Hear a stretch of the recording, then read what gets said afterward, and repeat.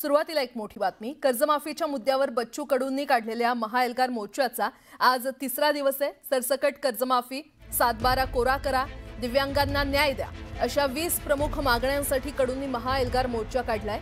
महाएल्गार आंदोलनामुळे वर्धा, चंद्रपूर, हैदराबादसह अमरावती आणि जबलपूर महामार्गावरील वाहतूक पूर्णतः ठप्प झाली आहे। आक्रमक झालेले शेतकरी संपूर्ण वर्धा मार्गावर ठिय्या मांडून बसलेत।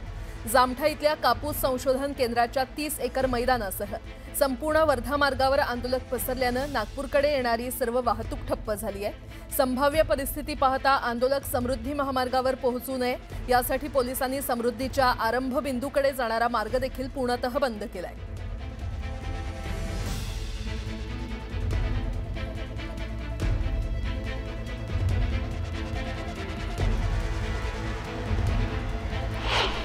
तिसरा दिवस आहे, कशा पद्धतीची रणनीती राहणार आहे यासोबतच आपण पूर्ण रस्ता जाम केला आहे। आता नागपूर जाम व्हायला सुरुवात झाली आहे। नागपुरातील अनेक नागरिकांना समस्यासुद्धा सहन करावं लागत आहे, परंतु आज आपल्या आंदोलनाची तिसरा दिवस आहे। कशा पद्धतीची रणनीती आहे? नागपूरकरांची तुम्हाला फिकर आहे, त्यांना समस्या सहन करावं लागतं। आम्ही आयुष्यभर हे सगळं सहन करतो। तुम्ही सांगा कुठला दिवस चांगला निघालाय?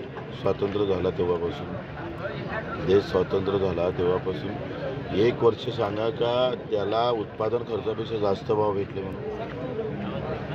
सहन करावं ना 4-5 दिवस ना। कुठेतरी हे सरकार शेतकरी विरोधी असल्याचं दिसून येतं। मुख्यमंत्री अजूनपर्यंत मुख्यमंत्र्यांकडून निरोप नाही किंवा कोणी पाठवलं सुद्धा नाही, सरकारकडून कोणी बोलण्याला आलं।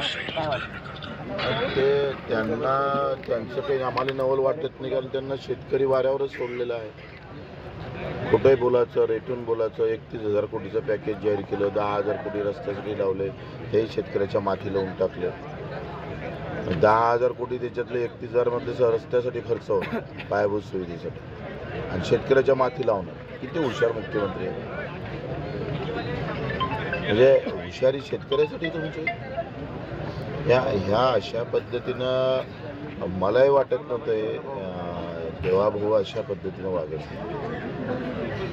जे विदर्भासाठी आक्रोश करणारा देवाभाऊ विधानसभेतला आम्ही पाहत होतो, ते देवाभाऊ शेतकऱ्यासाठी आज बोलायला तयार नाही। आम्ही महाराष्ट्रातल्या सगळ्या शेतकऱ्यांसाठी लढतो आहे, पण तुमच्या विदर्भात रोज आत्महत्या होते त्याच्यासाठी पाहायला तयार नाही। एखादा तरी आढावा घेतलाय तुम्ही मुख्यमंत्री म्हणून? का मरतोय शेतकरी? काय कारण आहे? कशा पद्धतीने आपण मदत केली पाहिजे?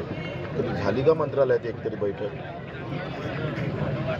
आणि आता सांगतोय प्राकृतिक शेती आणू, निसर्ग शेती आणू, आता औषध मारायचं नाही, युरिया मारायचं नाही। अरे आज आमचा शेतकरी इथं एमर्जन्सीमध्ये भरती आहे, त्याला सलाईन लागले, तुम्ही म्हणता योगा करा। कुठेतरी सरकार अजून काल बैठकीला बोलवलं होतं, परंतु आपण गेले नाहीत, अशा पद्धतीची भूमिका सरकारची तुमचं आहे। असं म्हणणं आहे का 28 तारखेला आंदोलन सोडून आम्ही तिथे गेलं पाहिजे? नाही, बरं आहे। माझं तुम्ही एक सांगा, तुम्ही हा प्रश्न देवाभाऊंनी विचारला पाहिजे का? तुमची काय हिंमत होत नाही त्यांना विचारायचं? बावनकुळेंना काय इथं मोर्चा, आज ज्या दिवशी लग्न आहे त्या दिवशीच बापाला सांगायचं खरेदी करायला जा म्हणून तहसीलमध्ये, असं म्हणणार आहे? कुठेतरी आजचा जो दिवस आहे हा कशा पद्धतीचा राहणार आहे? काय आज आम्ही रेल्वे जाम करणार आहोत। 12-1 वाजेपर्यंत आम्ही वाट पोहोचेपर्यंत आमचे जेवण वगैरे होतं, आणि मग सांगू कुठं जाम होणार हे सांगता येत नाही, पण जाम नक्की होईल। नक्कीच कुठेतरी महाराष्ट्र आणि नागपूर जाम करण्याचं काम शेतकऱ्यांकडून होत आहे। शेतकऱ्यांची एकच मागणी आहे, संपूर्ण कर्जमाफी झाली पाहिजे। जर संपूर्ण कर्जमाफी होत नसेल तर यापेक्षाही तीव्र आंदोलन करण्याची भूमिका बच्चू कडू यांनी घेतलेली आहे। ऋषभ परगुंडे, न्यूज 18 लोकमत, नागपूर। बच्चू कडू यांनी सरकारला इशारा दिलाय की जर आमच्या मागण्या मान्य नाही केल्या तर आम्ही विमानतळ सुद्धा बंद करू आणि रेल्वे सुद्धा बंद करणार असा इशारा बच्चू कडू यांनी दिलाय। यासोबतच बच्चू कडू यांच्या आंदोलनात पुलगाव देवळीचे आमदार राजेश बकाने हे सुद्धा बसले। बच्चू कडू यांच्या आंदोलनात सहभागी झाले आणि बच्चू कडू यांच्या आंदोलनाला पाठिंबा असून आपण मुख्यमंत्र्यांशी बोलणार असल्याचं भाजप आमदार बकाने यांनी सांगितलं। सोबत सुद्धा अशा पद्धतीने वागत असतात ते चुकीचं आहे, आणि तुम्हाला 8 महिने भरपूर दिलेले आम्ही पूर्ण चक्का आम्ही पाहतो रेल्वे एकही रेल्वे गाडी नागपुरातून मुंबई कलकत्ता धावणार नाही, तिथं थांबले नाही तर विमानतळ सुद्धा आम्ही एकही विमान उडू देणार नाही. कुठेतरी विमानतळ उडून न देणं, लोकांना वेटिंग करणं, अनेक सामान्य नागरिक सुद्धा या रस्त्याने येणं जाणं करतात, ते सुद्धा अडकलेले आहे. बरेच लोकांची कामं अडखळत आहेत, काही मैत्री जाणारे, काही पेशंट्स आहेत, ते सुद्धा अडचणीत आहेत. काय वाटतं? आम्ही आयुष्यभराच अडचणीत आहे. 75 वर्षापासून रोज 8 आत्महत्या होते. ते तुम्हाला चालतं वाटतं? शेतकऱ्यांसाठी बच्चू कडू आक्रमक झालेले आहेत. रेल्वे आणि विमान सेवा बंद करण्याचा इशारा बच्चू कडूंनी सरकारला दिलेला आहे. बच्चू कडू हे आंदोलनावर ठाम आहेत आणि जोपर्यंत सरकार निर्णय घेत नाही, आमच्या मागण्या मान्य करत नाही, तोपर्यंत आंदोलन सुरूच ठेवण्याचा इशारा बच्चू कडूंनी दिलाय. कालपासून संपूर्ण महाराष्ट्रात शेतकऱ्यांचा एल्गार मोर्चा सुरू झाला. आज एल्गार मोर्चाचा दुसरा दिवस आहे. नागपुरातील ही स्थिती आहे की नागपुरात संपूर्ण नागपूर शहर जाम झाल्याची स्थिती दिसून येते. त्यासोबतच हा जो रोड आहे वर्धा रोडवर बच्चू कडू यांचं शेतकऱ्यांसाठी चाललेलं आंदोलन सुरू आहे आणि या आंदोलनामध्ये आपण पाहू शकता की रोडच्या आडवे लावलेल्या बसेस आहेत, ट्रक्स आहेत आणि संपूर्ण रोड जाम झाला. यामध्ये लाखोच्या संख्येने अशी वाहने सुद्धा यामध्ये बंद आहेत. यासोबतच काही शेतकरी आपल्या सोबत आहेत. दादा, काय सांगाल, आपण कुठून आलात, काय भूमिका आहे आपली, काय सांगाल, आज कुठून आलात आपण? आम्ही आला भंडाऱ्याहून शेतकऱ्यासाठी लढून राहिलो. आमच्या 7-12 कोरा करा, नाही तर आमच्या शेतमालाला भाव द्या. शेतीमध्ये जो पिकवतो तो राजा नाही आणि दुसरीच गोष्ट लोक खाऊन राहिले त्याच्या माल.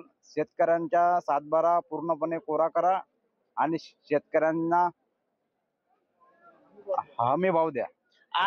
आज आपण इथे आहात. आज कशा काय पद्धतीचं आपलं जेवणाचं कसं आहे, नाश्त्याचं काय योजना आहे, काय सांगा? जेवणाच्या सर्व गोष्टी केलेल्या आहेत. आम्ही नाश्ता आपल्या सोबत आणलेला आहे आम्ही. बाकीचे ते अंकुश भाऊ. दादा, काय सांगाल, अजून आणखी काही शेतकरी आपल्या सोबत आहेत. दादा, काय सांगाल, कशा पद्धतीचा आजचा दिवस राहणार आहे तुमचा?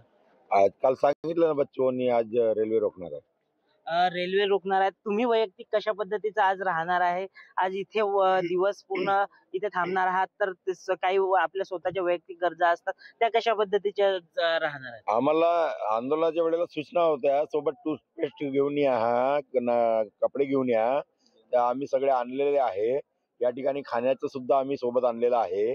त्यामुळे जसं जसं जेव्हा लागतं तेव्हा आम्ही खाऊन राहिलो. रात्री खाल्लं, झोपलो.